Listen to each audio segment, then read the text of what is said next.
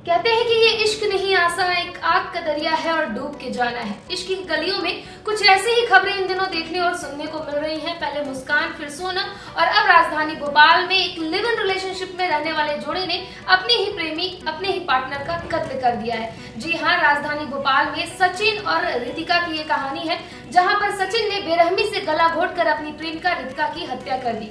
ये दोनों पिछले 3.5 साल से लिव इन रिलेशनशिप में रह रहे थे और अभी बीते 8 महीनों से जिस मकान पर एक साथ रह रहे थे, वहीं पर सचिन ने रितिका की गला घोटकर हत्या कर दी। ताज्जुब की बात यह रही कि 2 दिनों तक वो अपनी प्रेमिका की लाश के साथ कमरे में रहा।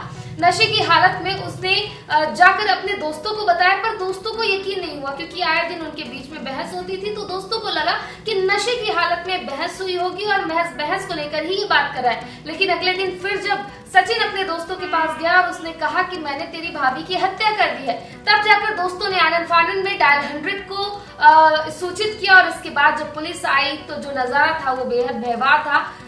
कमरे में रितिका की लाश पड़ी हुई थी। आरोपी ने तुरंत ही सारा जुर्म जो है कबूल कर लिया और मकान मालिक का कहना है कि पिछले 8 महीने से ये दोनों पति पत्नी बताकर यहाँ पर रह रहे थे। किसी को नहीं मालूम था कि ये पति पत्नी नहीं बल्कि गर्लफ्रेंड बॉयफ्रेंड है। अब वजह क्या है? कथित तौर पर जो वजह निकलकर सामने आ रही है वो है शक।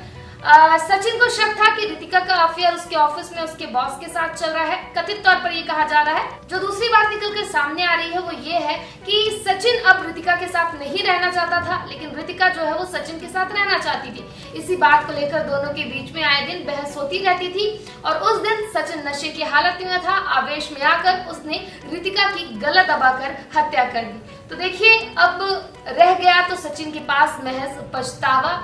और आखिर ये कैसा इश्क है जिसमें हम जिससे सबसे ज्यादा प्यार करते हैं, जिससे अपनी सभी भावनाएं, अपने सभी भाव व्यक्त करते हैं, हम उसी का कत्ल कर बैठते हैं और बाद में हमारे पास कुछ नहीं रह जाता। इस पूरे घटनाक्रम को लेकर आपका क्या कहना है? लिव इन रिलेशनशिप के बारे में आपका क्या कहना है? कमेंट कर हमें जरूर बताएं।